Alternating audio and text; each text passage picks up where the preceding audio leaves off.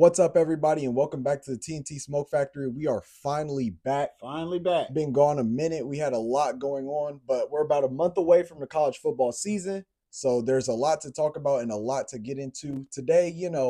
With it being only a month away, you might get into some friendly wagers with your friends. Start your trash talk. Yeah, so I got a few picks that you might want to bring up to your friends. Some might call it rage bait, but all rage bait has good fact behind it.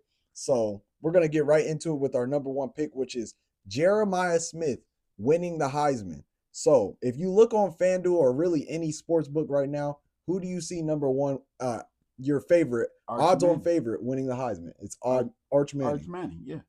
Arch Manning, I have no doubt he's going to be nice. Yeah. He's going to be good. He's going to do some wonderful things for Texas this year. I think he'll take him to an SEC championship. But this is his first year starting officially, and he only has 2 starting games under his belt. When you come in as a starting quarterback, especially for Texas, and especially the hype that Arch Manning is getting, I'm seeing this dude get compared to Tim Tebow and some of the greats, Cam Newton. Yeah. You're going to be expected to perform week 1. And week 1, who do you have to stare at? Caleb Downs and that Ohio State defense. It's not going to go well for you. Now, the rest of your schedule isn't as tough. Still got a few tough games like Georgia. They always bring it on defense. But a few growing pains I'm expecting out of Manning. I still think he'll be the best quarterback, but it'll come with some time. Second odds-on favorite, Garrett Nussmeier. He has to go to Death Valley week 1, the real Death Valley, Clemson. I guess the winner will really get to decide who the real Death Valley is. But he has to go to Clemson week 1. Great D-line. I think you'll get a win, but that's going to be tough. And then you have that whole SEC schedule ahead of you with South Carolina, Dylan Stewart, that great Bama defense that we're expecting. Garrett Nussmeier is going to struggle. Third odds-on favorite, Cade Klubnik. Now, I don't even know where that comes from. I don't want to be disrespectful. I think Klubnik's a good quarterback, but come on, a Heisman. Not a Heisman candidate. Yeah, let's stop fooling ourselves. Number 4, Jeremiah Smith. Jeremiah Smith is the best player in college football. There's really no doubt. The numbers he put up last year, he put on 20 more pounds, they're saying.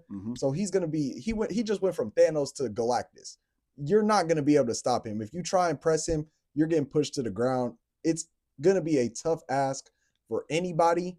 I think Jeremiah Smith wins this Heisman this year. I think he takes Ohio State back to the Big Ten championship and becomes second year in a row now that a skill player has won the Heisman. We haven't seen that in a long time.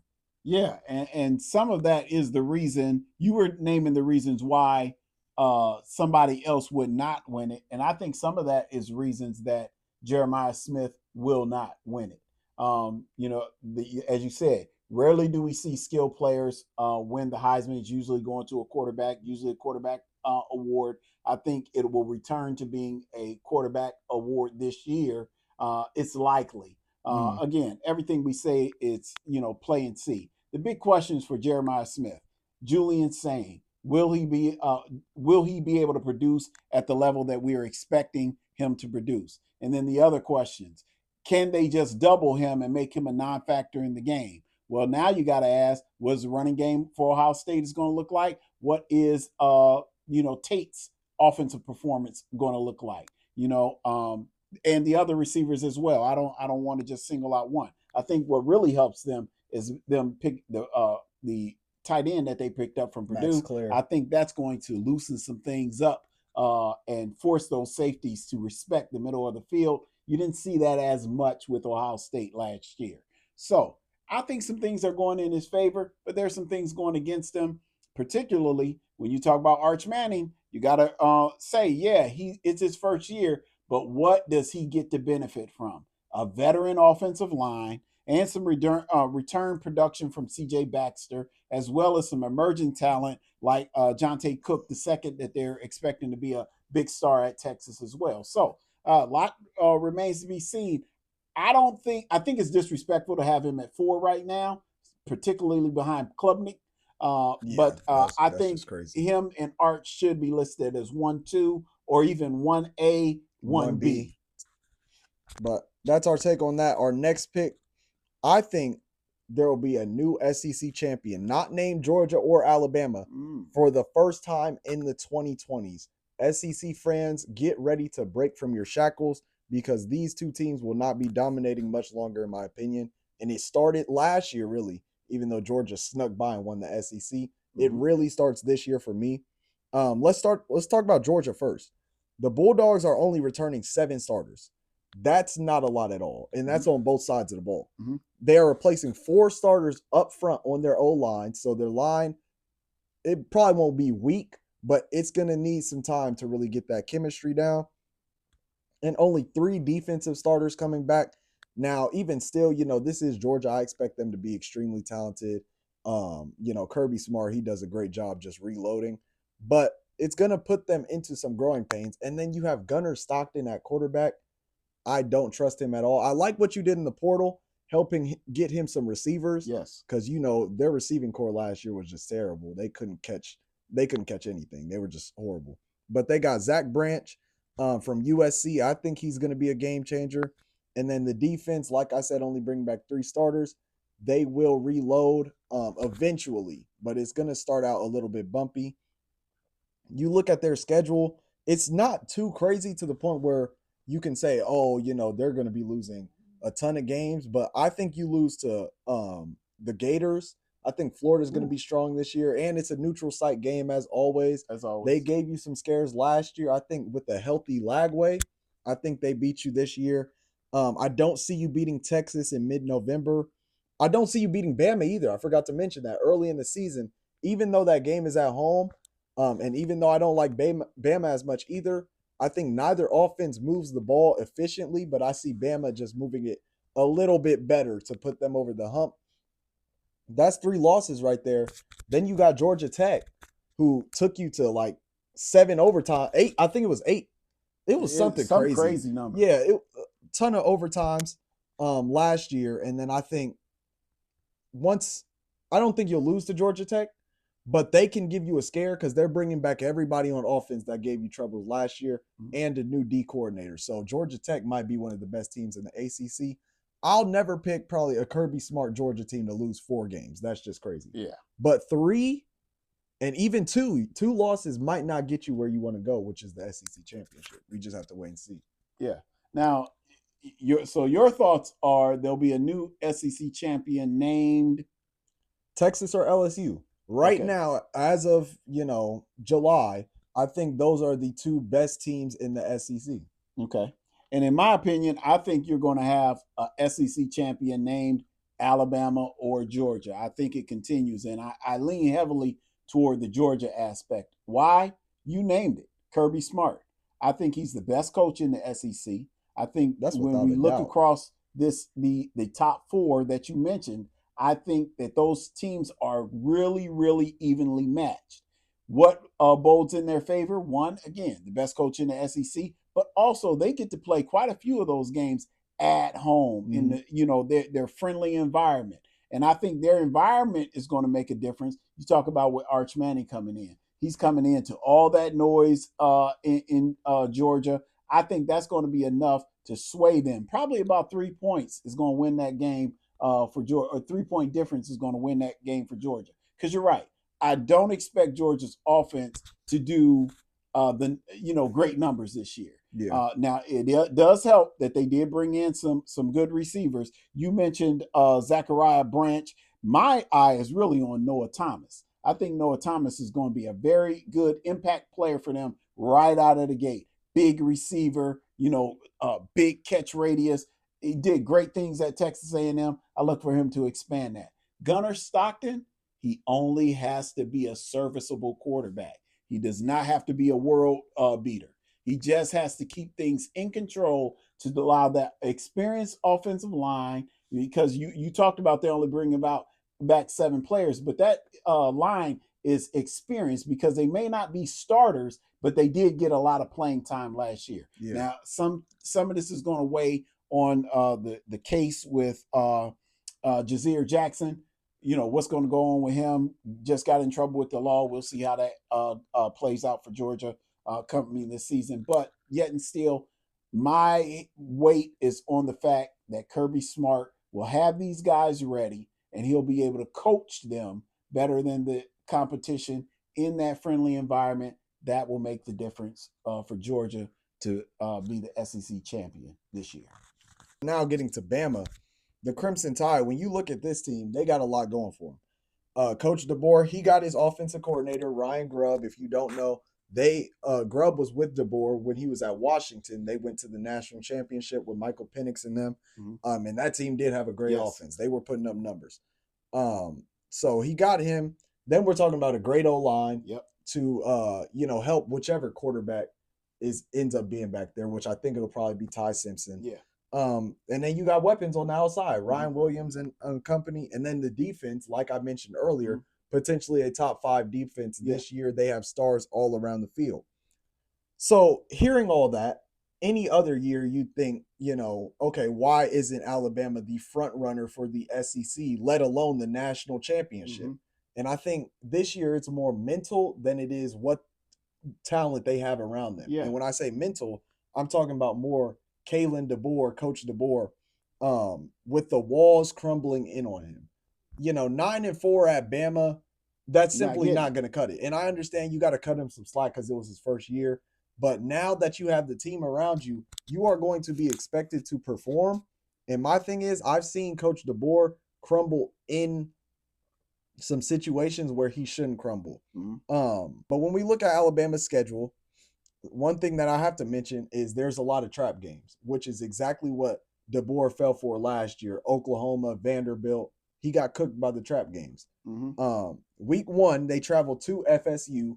Now, I mean, I don't want to be rude, but I'm not picking FSU to win. I'm saying FSU can give them a scare, but come on, FSU. We saw what FSU was about last year. I'm not buying into the hype at all. Yeah, I'm just simply naming them because of the crowd. I do like their quarterback, Tommy Castellanos. I think he's going to be an upgrade from, I agree. The 7-11 quarterback DJ Uiagalelei. But nonetheless, Alabama will beat Florida State.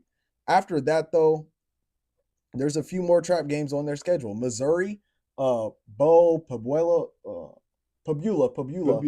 Bo Pabula at quarterback, transferred to Missouri. I think that can give you some trouble. You can always drop that one to Georgia that I think you'll win. That's not as much a trap game. That's just a big game. But some other trap games, South Carolina. I think South Carolina is going to be really good in the SEC this year. They're returning a lot of production.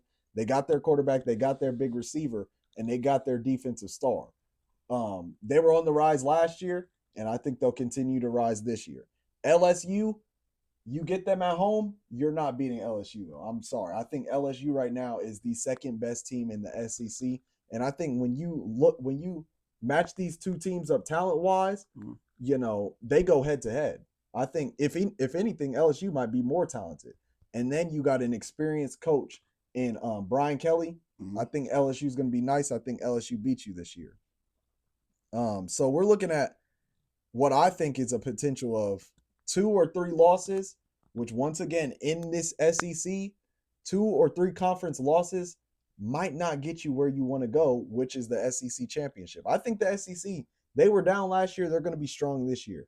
2 or 3 conference losses, you might be missing out on the championship game. Yeah, I think SEC is going to be strong at the top. I'm not so much sure about once you hit below the 15, how much the middle and the lower part of SEC is going to factor in.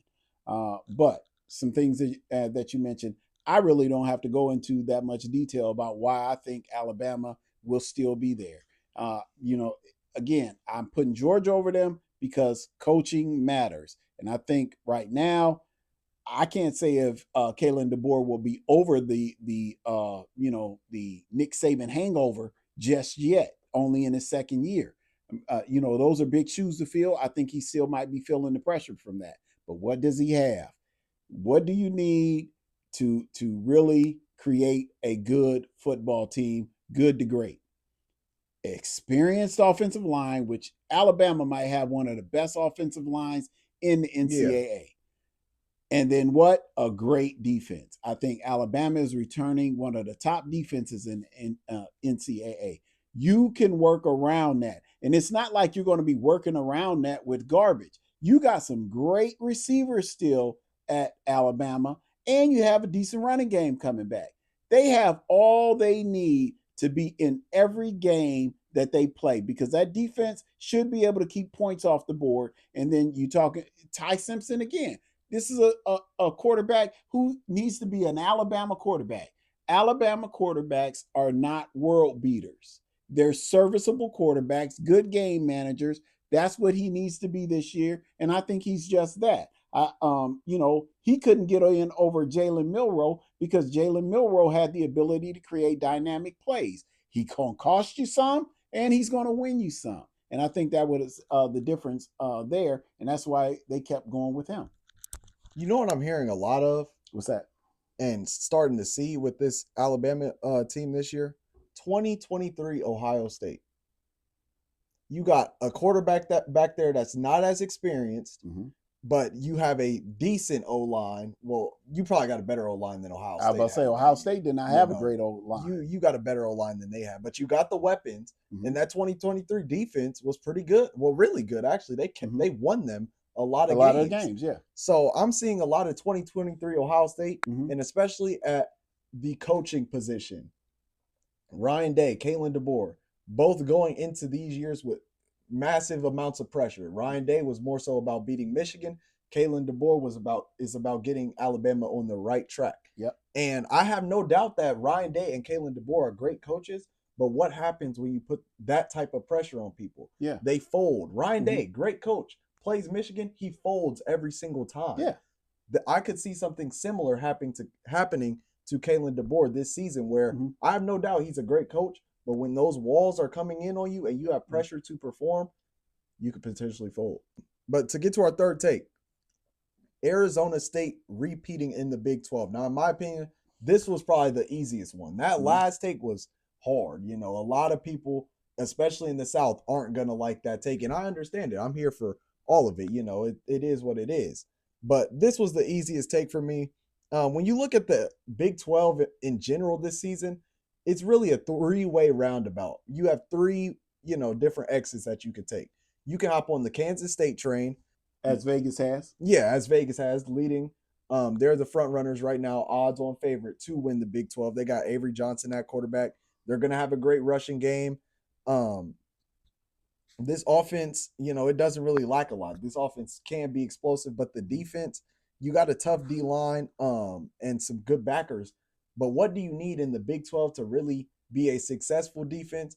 Good secondary play, because the Big 12 as a conference, they're going to throw the ball. Yep. It is a air raid conference. Chuck it deep and ask questions later. That's just what they do. So if you don't have a good enough secondary, you're going to be getting gashed. And I think that's going to happen. They're shaky in the secondary, so I'm not taking the Kansas State street. Texas Tech, this team spent some crazy money in the offseason. NIL, they went insane.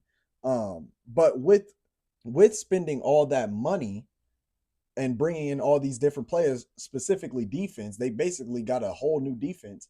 You still have to mesh together and blend and come together with that chemistry. If you can't come together chemistry-wise, then once again, your defense, just like Kansas State, is going to be getting gashed. Now, they probably have a better offense than Kansas State. Baron Morton at quarterback, he'll be the second best quarterback in the conference behind Sam Leavitt. And then you got an elite receiving core, Caleb Douglas, Micah Hudson, and then Reggie Virgil from Miami of Ohio. Keep him in mind, because he put up big numbers at Miami of Ohio last year. You take him to the Big 12, he's going to do the same thing. So they're going to be able to put up points, but that defense, they need to come together chemistry-wise. And I'm not saying they haven't already, but I need to see it. Nothing matters until you get on the field and see it. So once they get on the field, if their defense is elite, hey, they might give Arizona State some trouble. But the Sun Devils, come on. Sam Leavitt at quarterback, he's going to be the best QB in the conference. Returning 4 starters on the O-line, so he's going to be nice and cozy in the backfield. They got an all-conference tight end returning. And then they got their best receiver, and probably the Big 12's best receiver, Jordan Tyson, who's coming back from injury. He's expected to be ready to go week 1. Coming back at receiver, this Arizona State offense is going to keep rolling even without the juggernaut Cam Scatterbo. They're still going to be elite. Then you look at their defensive side of the ball, which is what I'm really excited about. 9 starters returning on that defensive side. Great secondary play, great D-line play. They're going to stuff the run just like they did last year. Kenny Dillingham, potentially the best coach in the Big 12. He did his thing. And then you just got that overall revenge factor. You played Texas in the playoff last year and barely lost a crazy Peach Bowl game, one of the top games last season. You're going to want. Could say they got cheated. Yeah, you really could. There was a bunch of questionable calls. Mhm. You're going to want that revenge factor. You don't want just a taste of the playoff this year. You want to make a true arrival. So, Arizona State, in my opinion, easily the best team in the Big 12. They got a few trap games early in the season at Baylor, late in the season at Colorado, and then they get Texas Tech at home. Other than that, I mean, they got a schedule that's just full of sunshine and rainbows. So I see Arizona State repeating in the Big 12.